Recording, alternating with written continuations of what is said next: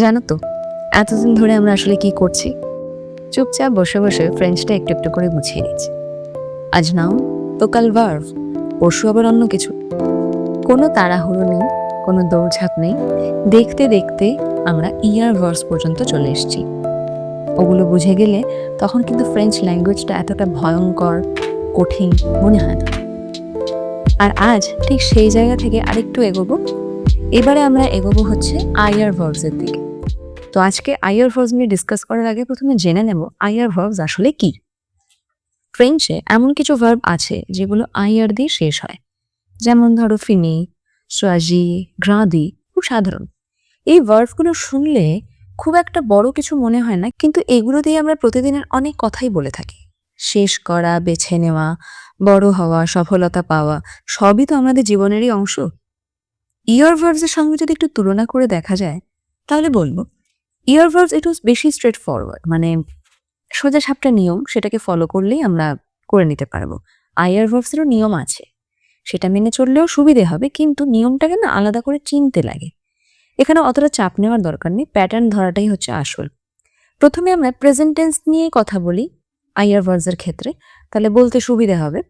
যেমন ধরো, আইয়ার ভার্বসের কনজুগেট করার সময় প্রথমে আইআর এই দুটোকে বাদ দিয়ে, দুটো লেটারকে বাদ দিয়ে প্রত্যেকটার শেষে কি বসছে সেটা একটু দেখে নেব।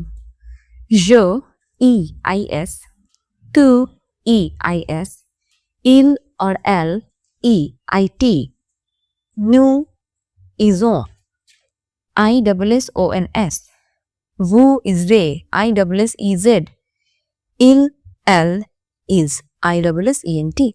শুনতে একটু হজঘট লাগতে পারে, কিন্তু কয়েকবার দেখলে এবং মনে করলে বারবার বললে সেটা চেনা হয়ে যাবে।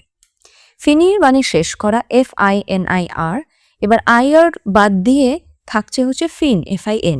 ঠিক এই ফিনের শেষে যেগুলো যেগুলো বললাম প্রত্যেকটাকে আমি বসিয়ে দেবো, তাহলে কিরকম দাঁড়াবে? জো ফিনি, FINIS, তু ফিনি, FINIS, ইল, এল ফিনি, FINIT, নু ফিনিজন, FINISSONS, ভু ফিনিজে, FINISSEZ, ইল, এল ফিনিজ, FINISSENT। লাস্টে ENT সাউন্ড করে না। এখানে খেয়াল করলে দেখবে প্লুরালগুলোতে শুধু ISS ঢুকে গেছে। এটাই রেগুলার আইয়ার ভার্বসের সব থেকে সহজ চিহ্ন। আরেকটা ভার্ব নেওয়া যাক, সোয়াজির, CHOISIR। এটার মানে হচ্ছে চুজ করা, বেছে নেওয়া। জো সোয়াজি, তু সোয়াজি, নু সোয়াজিয়ন।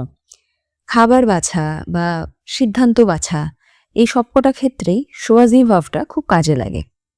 কিছু আইয়ার ভার্ব যদি মাথায় থাকে ফ্রেঞ্চ পড়াটা সহজ হয়। কয়েকটা উদাহরণ দিই। ফিনি আর সোয়াজির তো বললামই, তার সাথে রজি, গ্রদি। রজি মানে হচ্ছে সফলতা পাওয়া, যেটাকে সাকসেসফুল বলা হয়, REUSSIR। আর গ্রদি, GRANDIR, মানে হচ্ছে বড় হওয়া, গ্র্যান্ড, বড়। এগুলো দিয়ে ছোট ছোট সুন্দর সুন্দর সেন্টেন্স বানানো যায়। সব আইয়ার ভার্ব কিন্তু একই রকম নিয়ম মেনে চলে না, এটা হচ্ছে সব থেকে সত্য কথা, এবং ছোট্ট একটা এক্সেপশন, কিছু কিছু আলাদা। কিন্তু আজকে সেদিকটা যাচ্ছি না, আগে যেগুলো নিয়ম মেনে চলে সেগুলোকে একটুখানি করে চিনিয়ে নিই। চেনা জানা হয়ে গেলে বাকিগুলোতে আমরা যাব। আর যদি এটুকু পরিষ্কার হয়ে থাকে, আইয়ার ভার্ব দেখতে আর অতটা টাফ না লাগে, তাহলেই যথেষ্ট। আর একটা ভার্ব নিতে পারো, নিজের মতন করে এই ভার্বকে দিয়ে ছোট ছোট সেন্টেন্স বানাতে পারো। ভুল হলেও সমস্যা নেই, শিখবে। পরের বার আমরা দেখব RE ভার্বস, আর তারপর 3টে ভার্ব গ্রুপকে একসাথে বসিয়ে দেখব কে কিভাবে কাজ করে। ধীরে ধীরে নিজের গতিতে এভাবে ফ্রেঞ্চ এগোয়।